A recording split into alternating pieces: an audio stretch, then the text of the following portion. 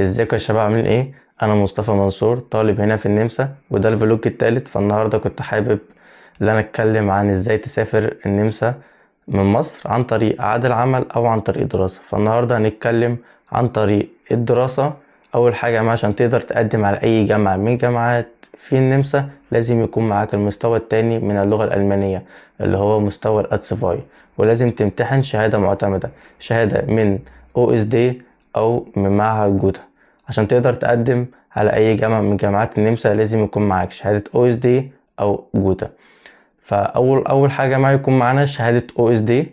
تاني حاجة شهادة الجامعة او شهادة الثانوية العامة وبيان الدرجات. بعد كده بتقدر تقدم على اي جامعة من جامعات النمسا. بعد كده من خلال شهر او شهرين الجامعة بتبعت لك القبول الجامعي. دلوقتي يا جماعة انا رايح السوبر ماركت علشان اشتري كل حاجة انا محتاجها. انا بجيب طلبات الاسبوع كله كامل. فيلا بينا تعالوا معانا نشوف الاسعار في السوبر ماركت عاملة ازاي ونرجع نكمل الفيديو تاني.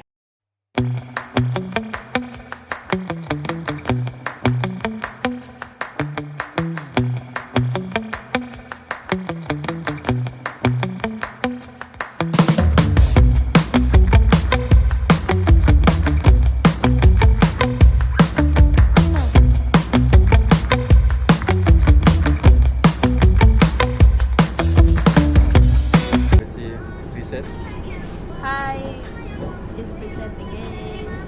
اول حاجة معانا نشتريها الموز بيورو 69 سنت. 10 kilo.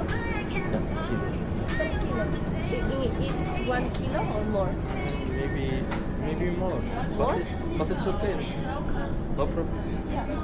Maybe we'll pay 20 more.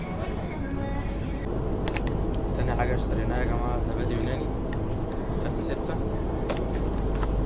السعر بتاعه يورو 99 سنت الواحدة طبعا.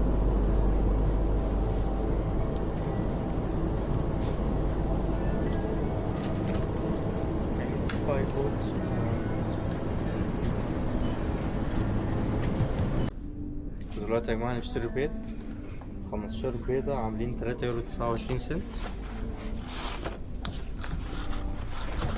هجيب 2 عشان بجيب اكل الاسبوع كله. كل اسبوع بجيب اكل، مش بنزل كل يوم انزل اشتري اكل. My bananas. انا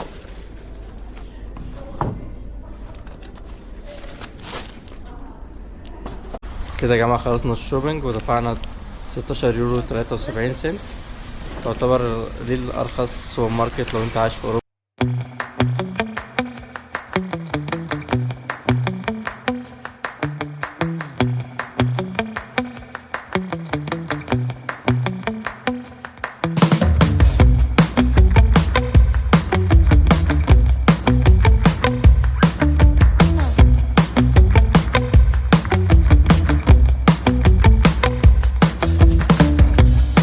كده بتحجز ميعاد في السفارة النمساوية. بعد كده بتكون انت مجهز كل ورقك اللي هو الخطاب الجامعي وكشف الحساب البنكي اللي هو حوالي 14650 والتأمين. وانت بتقدر ان انت تجيب سكن جامعي اللي انت بتخاطب اي مؤسسة طلبة او اي، يعني ده يعتبر اسهل حاجة ان انت تخاطب اي مؤسسة طلبة وتقدر تقدم على السكن وتدفع حوالي من 400-600 يورو تأمين ويبعت لك العقد السكن. عشان العقد ده هتقدر ان انت تقدم عليه في السفارة.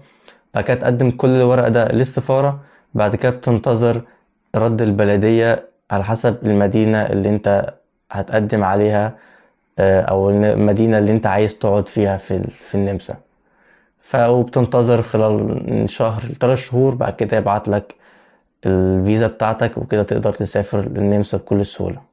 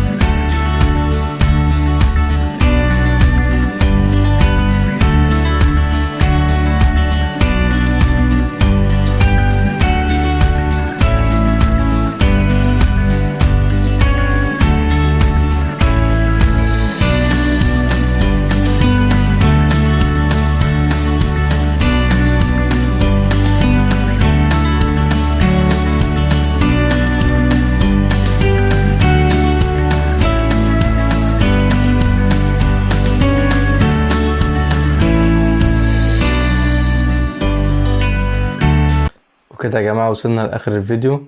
لو محتاجين تفاصيل أكتر عن الدراسة في النمسا ممكن تكتبولي في الكومنتس، وأشوفكم في فيديو جديد. تشاو.